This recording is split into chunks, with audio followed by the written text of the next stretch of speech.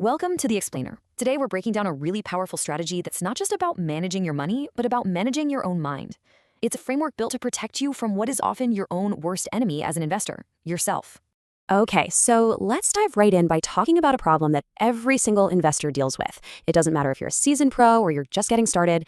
It's that nagging feeling in the back of your head. Of course you have, right? We all have this feeling, this constant need to be doing something with our money. Well, it has a name, and it's pretty much at the heart of most big investing mistakes. It's exactly why we buy high out of fear of missing out and then turn around and sell low out of pure panic. And that's what we call the itch. This is what former Wall Street investment banker Dan Takahashi designed his entire system to get under control. His big idea is that our emotions are just part of being human.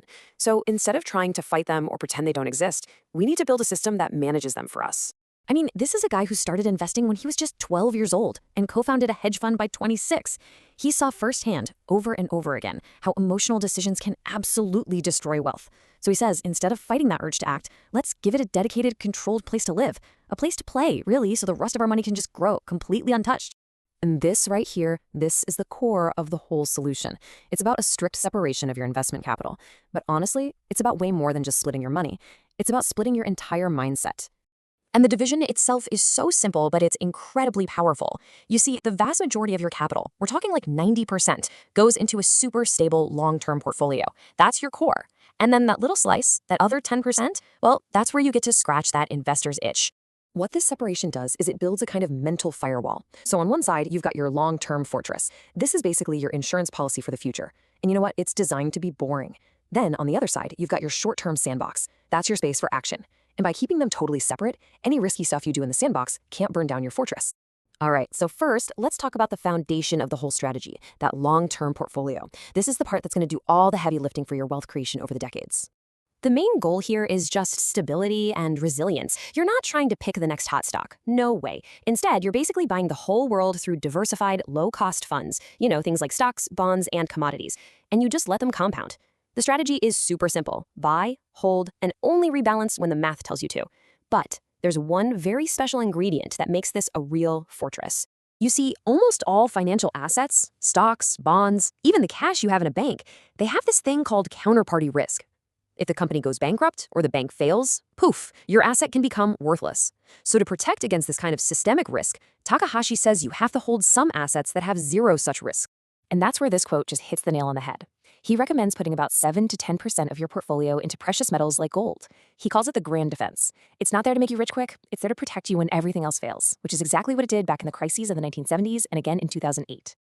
Okay, now for the fun part. The part of the portfolio that satisfies our very human need for action. The satellite portfolio, or what we're calling the sandbox. This is your designated outlet. It's not just a place to get that trading itch out of your system. It's also a safe space to learn and experiment without ever risking your core wealth. If you get that urge to buy into some hot new tech trend, you do it here with this money and only this money.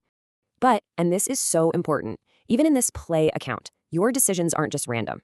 Sure, the goal is to boost returns, but the method has to be disciplined. The whole motto is replace feelings with charts. This means using technical tools to guide your trades. So for example, you might use an indicator called MACD to spot when a trend is starting or ending, and another one called RSI to see if a stock might be overbought or oversold. It's a system for engaging that turns emotional gambling into a rules-based game. So how do you actually keep your emotions out of the really important decisions, like when to rebalance your portfolio or when to take profits? Well, the answer is pretty simple.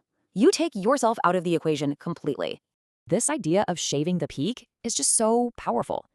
Instead of trying to guess the absolute top of the market, which, let's be real, is impossible, you just let a simple math rule do all the work for you. This rule literally forces you to take profits systematically, not emotionally. Let me show you how this system basically forces you to buy low, sell high, without ever having to guess. So let's walk through it. First, you set a target. Let's say 10% of your portfolio goes to asset X. Then, the market has a great run, and suddenly asset X is 15% of your portfolio. That is your trigger. You automatically sell that extra 5% to get it back to your 10% target.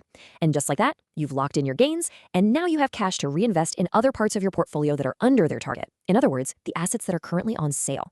It's discipline on autopilot. So let's just quickly recap the big takeaways from this whole framework. Number 1, accept that you have an emotional itch to trade and give it a safe outlet, your sandbox. Number 2, build a firewall for your core wealth using assets that can't fail, like gold. And number 3, automate your biggest decisions with simple math, not with your feelings. It's a whole system for managing your own investor psychology. Ultimately, the Takahashi strategy is all about building a system that manages you, your emotions, your impulses, and your biases. And that really leaves us with a final question worth thinking about as you build your own path to long-term wealth.